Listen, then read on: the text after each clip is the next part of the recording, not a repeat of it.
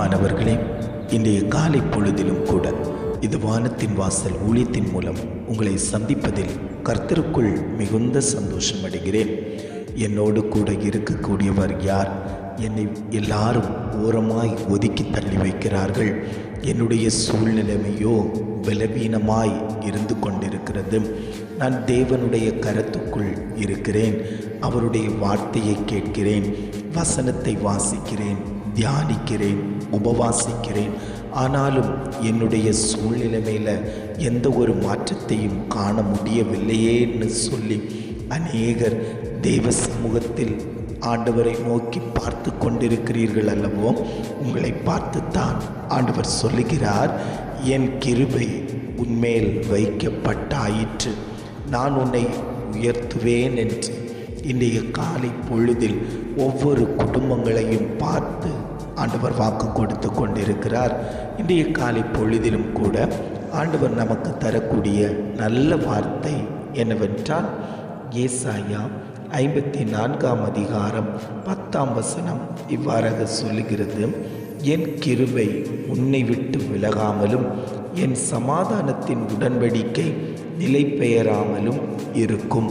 வசனம் இவ்வாறாக சொல்லுகிறது, என் கிருபை உன்னை விட்டு விலகாமலும் என் சமாதானத்தின் உடன்படிக்கை நிலை பெயராமலும் இருக்கும். ஆண்டவர் குடும்பங்களை பார்த்து சொல்கிறார், அவருடைய கிருபை உங்களை விட்டு விலகுவதில்லை. அநேகர் உங்கள் மேல் வைத்திருக்கிற அன்பை விட்டுவிட்டு போய்விடுவார்கள், பாசத்தை விட்டுவிட்டு போய்விடுவார்கள், எல்லாவற்றையும் இழக்க செய்துவிட்டு போய்விடுவார்கள். ஆனால் தெய்வம் சொல்லுகிறார், உன்மேல் நான் வைத்த கிருபையை விட்டுவிட்டு போகக்கூடிய தகப்பன் அல்ல, உன்னை அந்த பரம கானானுக்குள் கொண்டு போய் சேர்க்கக்கூடிய தகப்பன் நான் என்று ஆவியானவர் இன்றைய காலை பொழுதில் ஒவ்வொரு குடும்பங்களையும் பார்த்து ஆண்டவர் வாக்கு கொடுத்து கொண்டிருக்கிறார். தாழ்மை உள்ளவர்களுக்கு கிருபை அளிக்கக்கூடிய தகப்பன் இன்றைக்கு உங்களை பார்த்து சொல்கிறார், நீங்கள் குடும்பத்தில் தாழ்மையாய் இருந்து கொடுங்கள், நான் உங்கள் மேலே அந்த கிருபையை ஊற்றி தரப்போகிறேன். கர்த்தருடைய கிருபை நம்மேல் வைக்கப்பட்டது. ஆனால் நாம் எப்படி ஆகிலும் சத்துருக்களை மேற்கொண்டு ஜெயம் எடுக்க முடியும். தகுதி இல்லாதவனை தகுதிப்படுத்துவதுதான் தேவ கிருபை. இன்றைக்கு நாம் தகுதியற்றவர்களாய் இருந்து கொண்டிருக்கிறோம். வாழ்க்கையில் முன்னேறுவதற்கு கூட தகுதி இல்லை. என் கரத்தில் எந்த ஒரு தகுதியும் இல்லை. என் குடும்பத்தை நடத்துகிறதற்கு எந்த ஒரு தகுதியும் இல்லை. என் வேலையில் இந்த ஒரு ப்ரமோஷன் கிடைக்கிறதற்கு நான் தகுதியற்றவன். ஆனாலும் கர்த்தருடைய கிருபை உன்மேல் வைக்கப்பட்டதுனால கர்த்தர் உன்னை உயர்ந்த ஸ்தானத்திலே, உயர்ந்த அடைக்கலத்திலே இன்று உன்னை வைத்து அலங்கரிப்பேன் என்று ஆவியானவர் வாக்கு கொடுத்து கொண்டிருக்கிறார். நோவாவுக்கோ கர்த்தருடைய கண்களில் கிருபை கிடைத்தது.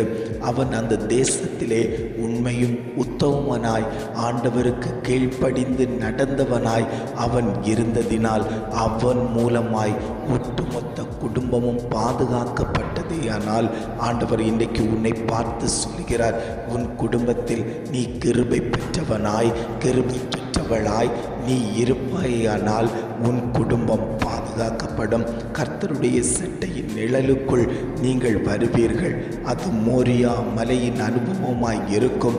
கர்த்தர் எந்த தீங்குக்கும் உங்களை விட்டு கொடுக்காமல் அந்த கிருபையின் மூலமாய் உங்களை பாதுகாக்க அவர் வல்லவராய் இருக்கிறாரே. ஆனால் இன்றைக்கு உங்களை பார்த்து சொல்கிறார், உன் குடும்பத்தில் சத்ருவானவன் மோதி அடிப்பதில்லை, உன் குடும்பத்தில் சத்ருக்கள் எழும்புவதில்லை.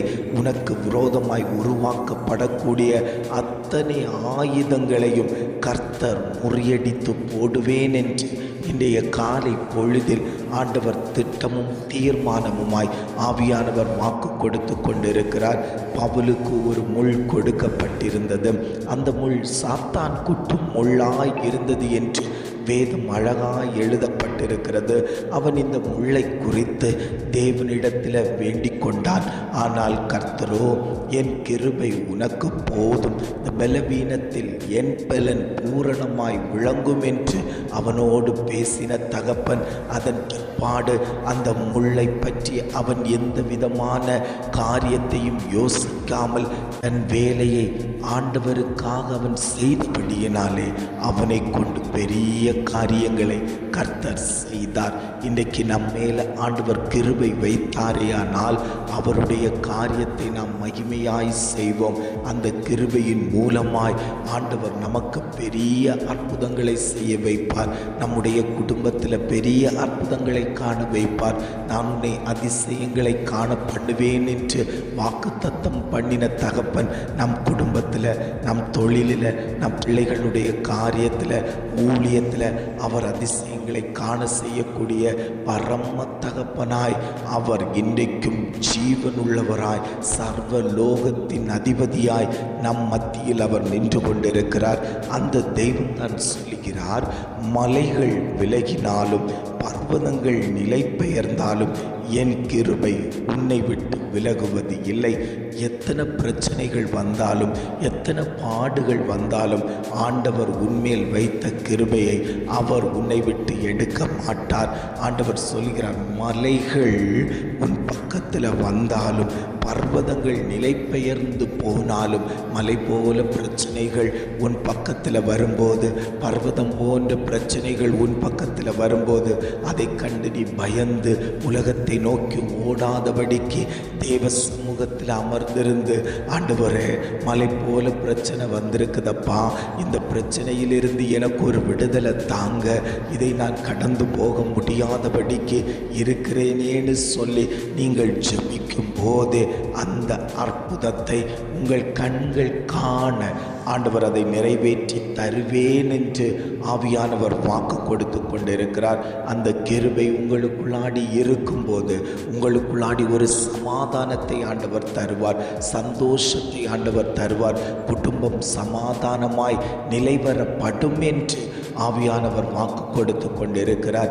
எத்தனை பேர் ஆண்டவரே இந்த வார்த்தை எனக்குத்தான், என் பிள்ளைக்குத்தான், இதை நான் பிடித்து கொள்ளுகிறேன், என் தொழிலுக்குத்தான் இதை நான் பிடித்து கொள்ளுகிறேன், என் குடும்பத்தில் இந்த கிருபை நிலைவரப்படட்டும். இந்த கிருபை கிடைக்காமல் அநேகர்கள் சமாதானத்தை இழந்து தேடிக்கொண்டிருக்கும் போது என்னை தேடி வந்த அந்த கிருபை என் ஆத்மாவை காப்பாற்றும், என் குடும்பத்தை காப்பாற்றும் என்று எத்தனை பேர் வாஞ்சித்து பிடிக்கிறீர்களோ அத்தனை பேரையும் பார்த்து சொல்லுகிறார், நான் உன்னோடு கூட இருப்பேன். அந்த கிருபை உன்னோடு கூட உடன்படிக்கை பண்ணும், உன்னோடு கூட இருப்பேன் என்று ஆவியானவர் திட்டமும் தீர்மானமுமாய் ஆண்டவர் குடும்பத்தை பார்த்து அவர் வாக்கு கொடுத்து கொண்டிருக்கிறார். ஜெபிக்கலாமா? அன்பின் பரலோக பிதாவே, இந்த காலை பொழுதுக்காக நாங்கள் உம்மை துதிக்கிறோம், ஸ்தோத்தரிக்கிறோம் ஆண்டவரே. இந்த காலை பொழுதிலும் கூட ஆண்டவர் எங்களுக்கு தந்த நல்ல வார்த்தைகளுக்காக நாங்கள் உமக்கு நன்றி செலுத்துகிறோம் ஆண்டவரே. ஆவியானவருடைய மகத்துவம் எங்களோடு கூட செயல்பட்டிருக்கிறதற்காக நாங்கள் உமக்கு நன்றி செலுத்துகிறோம் ஆண்டவரே. என் கிருபை உன்னை விட்டு விலகாமலும் என் சமாதானத்தின் உடன்படிக்கை நிலை பெயராமலும் இருக்கும் என்று அழகான ஒரு வாக்கு தத்தத்தை எங்களுக்கு தந்த தெய்வமே, எங்கள் மேல் மனது உருகுகிற தெய்வமே, நீர் எங்களோடு கூட இருக்கிறதற்காக நாங்கள் மகிழ்ச்சியாய் ஆராதனை செய்கிறோம் ஆண்டவரே. எங்களை விட்டு கர்த்தர் போய்விடாதீங்கப்பா, எங்களை விட்டு நீங்கள் போயிடாதீங்க ஆண்டவரே. எங்களோடு கூட வழி நடக்கும்படியாய் நாங்கள் ஜெபிக்கிறோம் ஆண்டவரே.